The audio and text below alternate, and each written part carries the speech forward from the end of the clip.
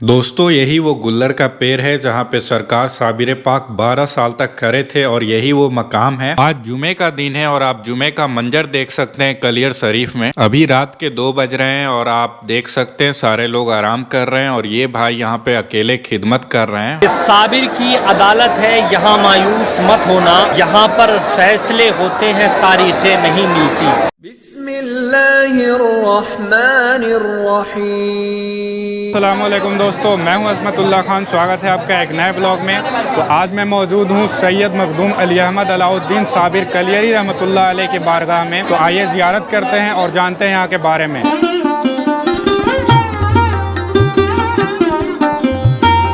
तो दोस्तों अभी हम लोग दरबार शरीफ में जा रहे हैं।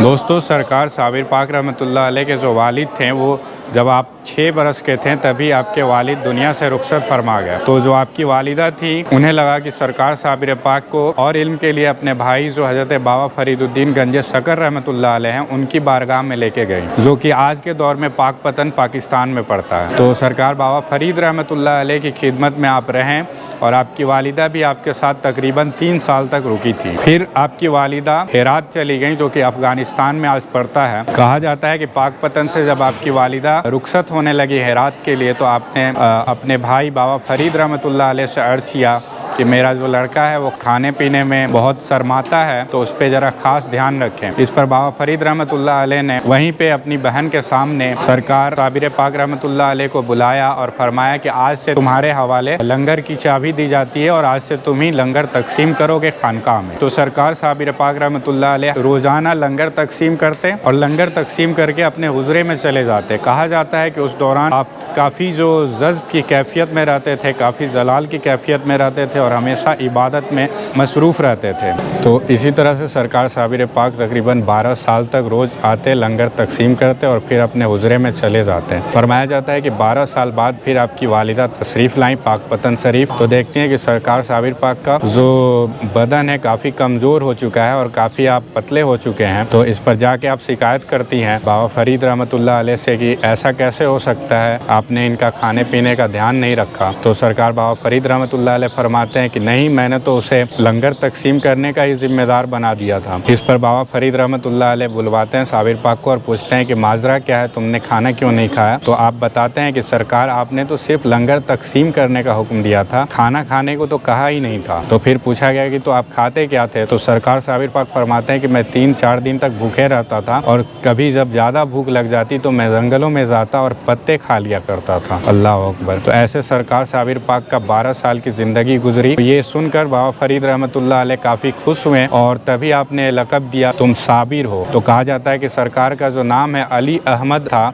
लेकिन उस वक्त से साबिर यानी सब्र करने वाला, तो आप साबिर के नाम से ही फेमस हो गए और आज भी दुनिया साबिर पाक के नाम से ही ज़्यादातर आपको जानती है। दोस्तों यहाँ पे बहुत से लोग गुमान कर लेते हैं कि क्या बाबा फरीद रहमतुल्लाह अलैह को खबर नहीं थी कि साबिर पाक 11 साल 12 साल से खाना नहीं खा रहे हैं। तो यहाँ पे फरमाया जाता है कि बुज़ुर्गों को, खासकर जो मुर्शिद होते हैं, उनको सब खबर होती है लेकिन फिर भी कुछ चीज़ें छुपाई जाती हैं। जब कुछ मर्तबे देने होते हैं अपने मुरीद को तो कुछ चीज़ों को छुपाया जाता है, उन्हें कुछ इम्तिहानात से गुजारने होते हैं। तो ये हमारे बुजुर्गान दीन की ज़िंदगी पढ़ने पे पता चलता है कि ऐसे वाक़यात बुज़ुर्गों के यहाँ होते हैं।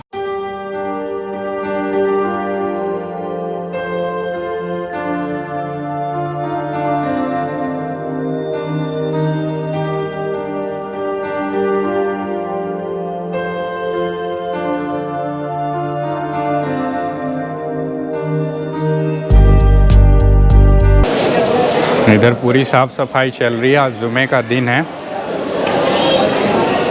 और ये मस्जिद है माशाल्लाह सरकार के रोज़े के ठीक सामने, उधर भी पूरा मस्जिद है।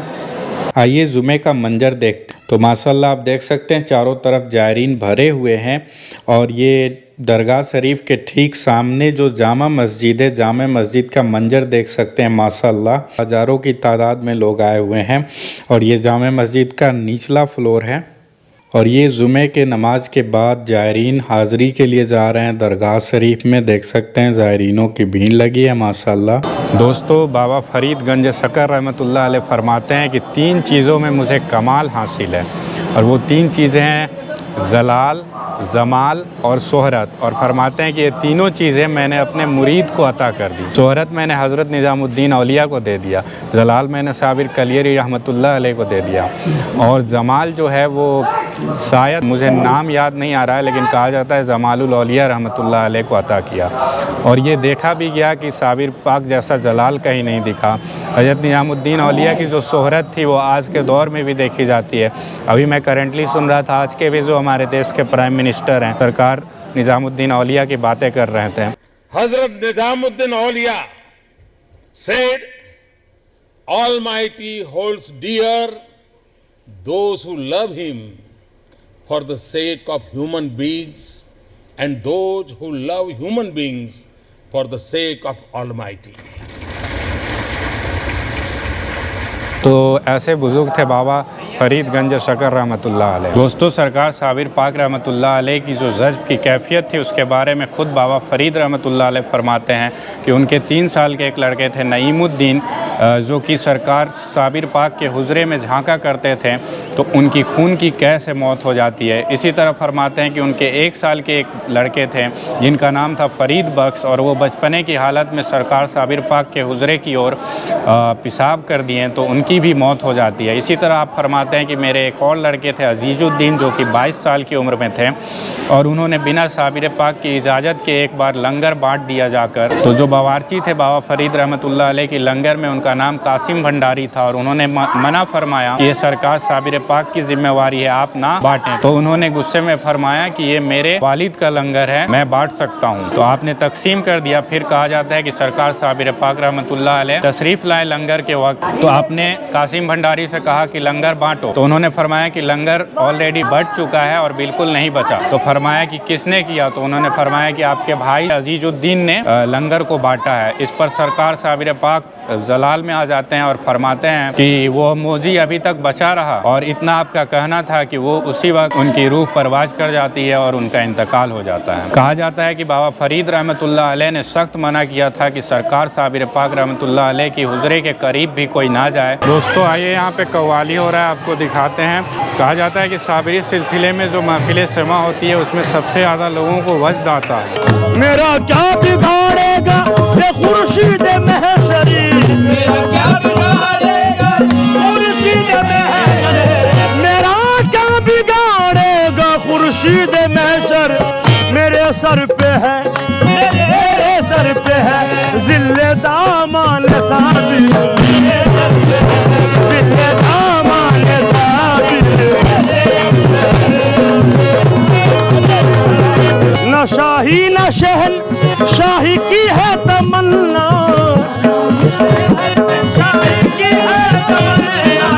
न शाही न शहन शाही की है तमन्ना। है बेदम गुलाम, है बेदम गुलाम, गुलाम साबिर।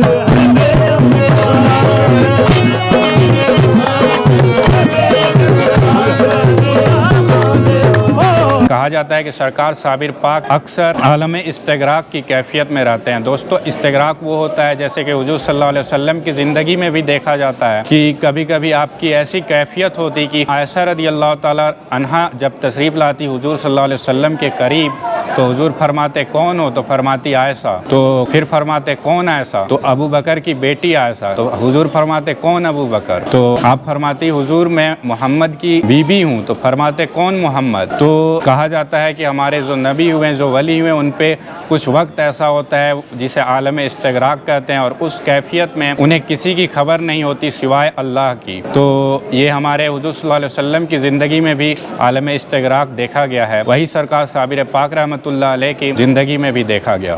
दोनों जगत में राज तुम्हारा, जिसने जपा है नाम तुम्हारा, जिसने जपा है नाम तुम्हारा। कोई फरीदो दीन बना है, कोई फरीदो दीन बना है, कोई अलाउद्दीन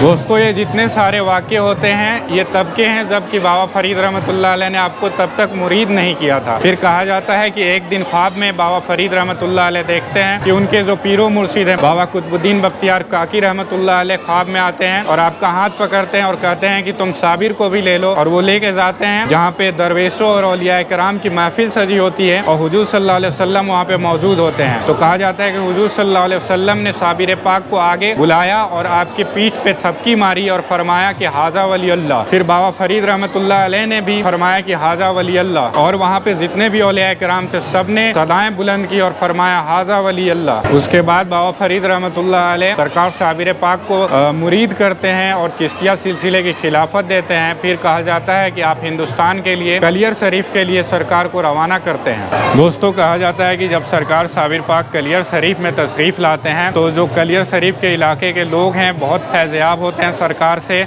और सरकार से जुड़ते जाते हैं। तो कलियर शरीफ का जो काजी होता है उसे ये चीज़ देखा नहीं जाता और वो हुजूर के खिलाफ बहुत सारे इल्ज़ाम लगाता है, और जो रईसे शहर होता है उससे बोलता है कि ये गलतफहमी फैला रहे हैं। तो जो रईसे शहर होता है वो सरकार साबिर पाक के पास आता है और फरमाता है कि आप अगर वली हैं तो साबित करें। तो वो एक सब्ज़ रंग की बकरी होती है जो कि गुम हो गई होती है, तो वो बोलता है कि अगर आप उस बकरी का पता लगा लेंगे तो मैं मान जाऊँगा कि आप वली हैं। तो सरकार साबिर पाक सदा देते हैं कि जितने लोगों ने बकरी खाई वो जल्दी यहाँ पे हाजिर हो। तो देखा जाता है कि 27 लोग उसी के काफिले से बाहर निकल आते हैं, लेकिन सब आते तो हैं लेकिन इनकार कर देते हैं कि हमने बकरी नहीं खाया था। जब इनकार करते हैं तो खुद साबिर पाक फरमाते हैं जो रईसे कलियर था उससे, तुम बकरी के नाम से आवाज दो, बकरी खुद जवाब देगी। तो जैसे ही वो बकरी के नाम से आवाज देता है तो देखता है कि 27 जो लोग खड़े थे उनके पेट से आवाज आती है कि मुझे इन लोगों ने यहाँ पे काटा था, यहाँ ज़बह किया था, यहाँ भून के खाया था,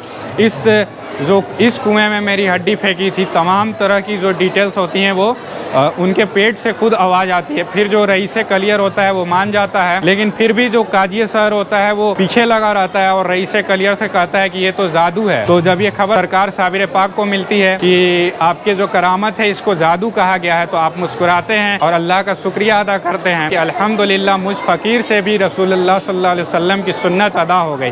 जैसा कि हम जानते हैं कि हुजूर सल्लल्लाहु अलैहि वसल्लम के ज़माने में भी हुजूर जो मौजूदात करते थे उसको लोग जादू कह दिया करते थे। तो ये सब जब वाक़यात होते हैं तो सरकार साबिर पाक रहमतुल्लाह अलैह खबर भिजवाते हैं खत लिखकर बाबा फरीद रहमतुल्लाह अलैह के बारगाह में। तो बाबा फरीद रहमतुल्लाह अलैह लिख कर भेजते हैं काजी शहर को और जो रईसे शहर था उससे कि वो मेरे खलीफा हैं और मैंने उन्हें भेजा है, लेकिन वो बिल्कुल मानता नहीं है जो काजी होता है और वो फाड़ के फेंक देता है। फिर दोबारा आप भेजते हैं खत में जो माजरा होता है सरकार साबिर पाक, फिर बाबा फरीद रहमतुल्लाह अलैह भेजते हैं उधर से लिख के, और फिर वो नहीं मानता, फिर फाड़ के फेंक देता है। तो तीसरी दफ़ा जब सरकार साबिर पाक खत भेजते हैं तो बाबा फरीद रहमतुल्लाह अलैह फरमाते हैं कि अल्लाह के हुक्म से मैंने ये विलायत तुझे सौंप दी, तुझे जो मन करे वो तू कर। तो उसके बाद देखा जाता है कि जुमे के दिन सरकार साबिर पाक अपने गुलामों के साथ हाजिर होते हैं कलियर के जामा मस्जिद में, और पहली सफ में आप लोग बैठ जाते हैं। तो जो रईसे शहर और जो अमीर लोग थे इस एरिया के और जो काजी होते हैं वो लेट से आते हैं और वो कहते हैं कि तुम लोग पहली सफ में कैसे बैठ सकते हो। तो सरकार साबिर पाक जवाब देते हैं कि जो पहले आता है वो पहली सफ में बैठ सकता है। तो वो लोग नहीं मानते हैं। इस पर सरकार साबिर पाक को जलाल आता है और अपने गुलामों को बोलते हैं कि तुम लोग मस्जिद के बाहर जाओ। तो जब मस्जिद के बाहर सारे गुलाम आते हैं और जब ये काजी और रईस लोग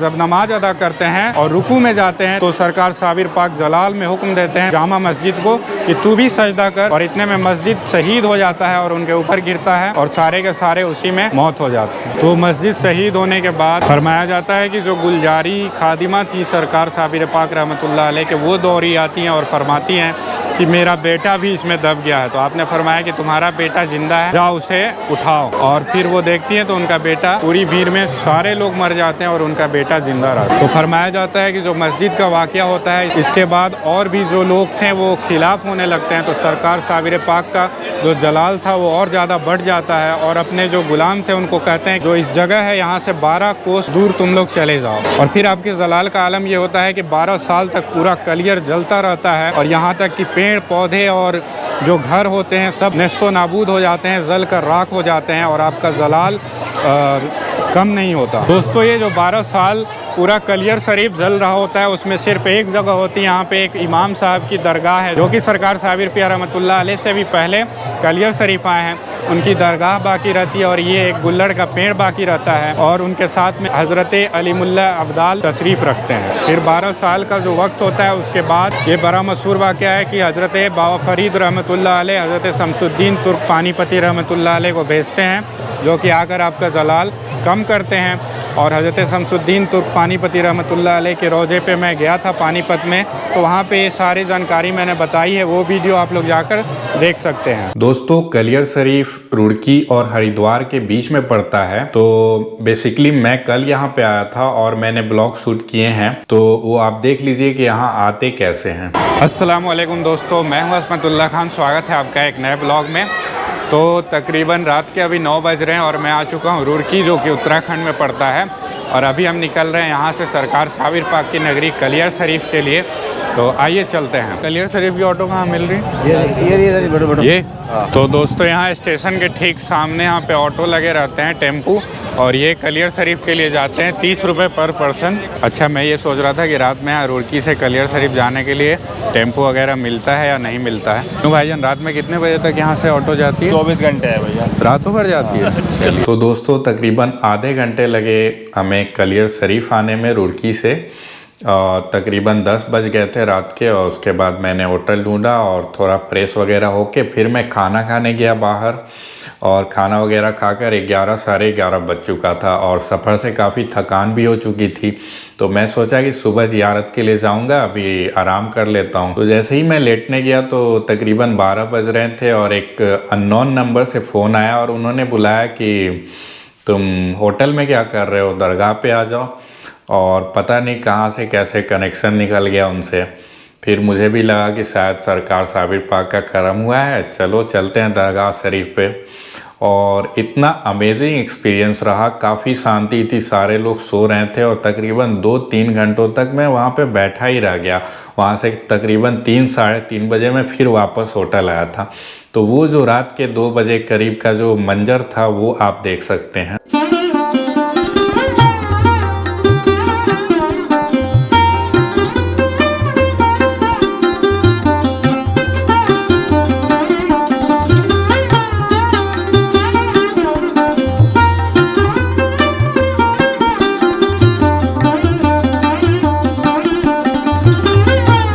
दोस्तों, अभी रात के तकरीबन 2 बज रहे हैं और अभी आप मंजर देख सकते हैं सरकार साबिर पाक रहमतुल्लाह अलैह की दरबार का।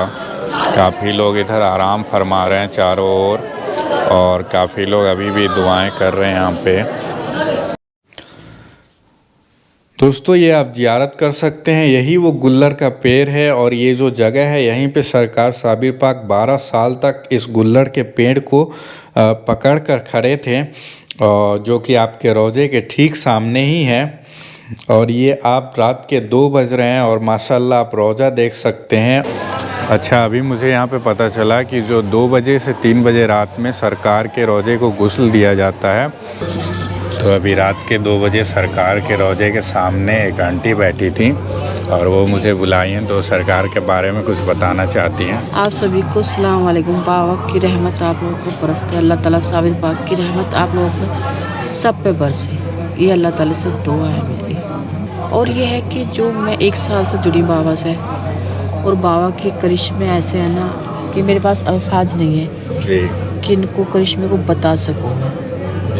वो करिश्मे मेरे साथ हुए ना, ये मेरे मालिक, मेरे मौला, मेरे पास बयान नहीं है। मैं हिंदू हूँ और एक जो बाबा का नाम का नशा है ना, मुझे लगता है पूरे जहान में हो कोई। क्या नाम है आपका? रेखा चौधरी, फ्रॉम मेरठ। मेरठ की हैं? या तो आप बाबा की चाहने वाली हैं? बस बाबा का रहमत बरसी, मैं तो कुछ भी चाहती हूँ बाबा का ना नाम रोम रोम से निकले मेरे। जी, ऐसा नशा है बाबा का, दुनिया किसी दौलत किसी शोहरत में किसी में नहीं, जब बाबा के नाम का नशा। बाबा को दिल से याद करो, एक हाथ से याद करो, दूसरा हाथ देता है जी। इतना नशा है ना। अभी रात के तकरीबन 2-2:30 बज रहे हैं और आप 11 बजे से यहीं बैठी हैं। ऑफकोर्स। जी।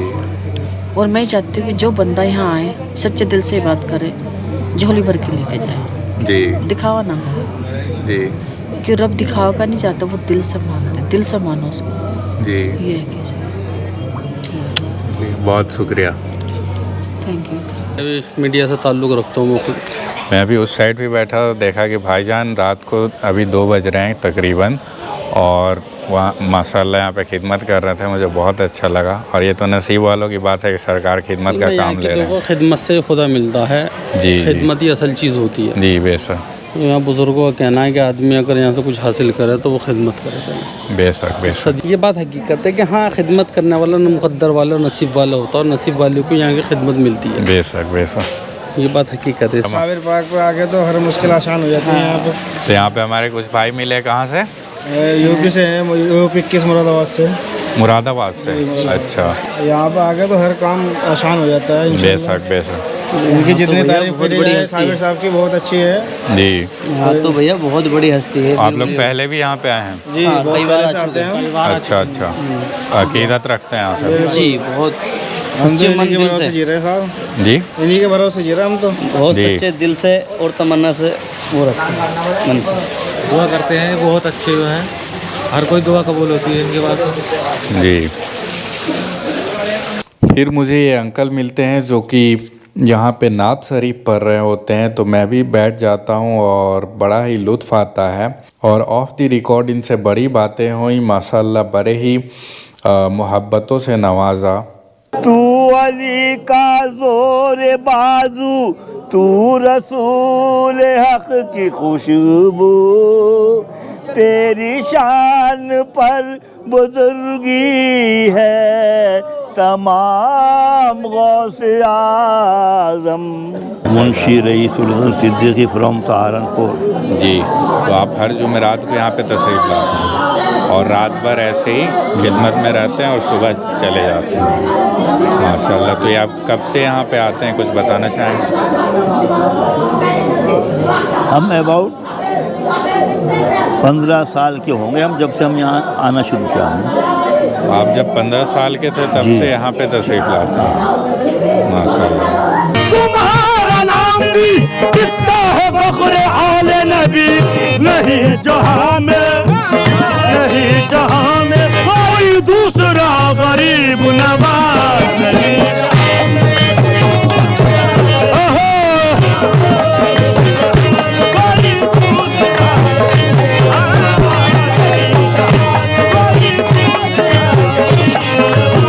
मनोज भाई, समझ में आएगा इमदाद कैसे होती है, समझ में आएगा इमदाद कैसे होती है, कि समझ में आएगा इमदाद कैसे होती है। जरा तड़प के, जरा तड़प के पुकारो तो या गरीब नवाज, पुकारो तो या गरीब नवाज।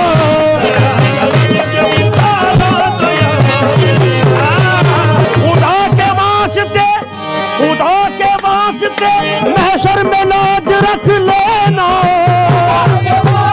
महशर में लाज रख लेना, खुदा के वास्ते महशर में लाज रख लेना, कि हम गरीब, कि हम गरीब तुम्हारे हैं या गरीब नवाज, तुम्हारे हैं या गरीब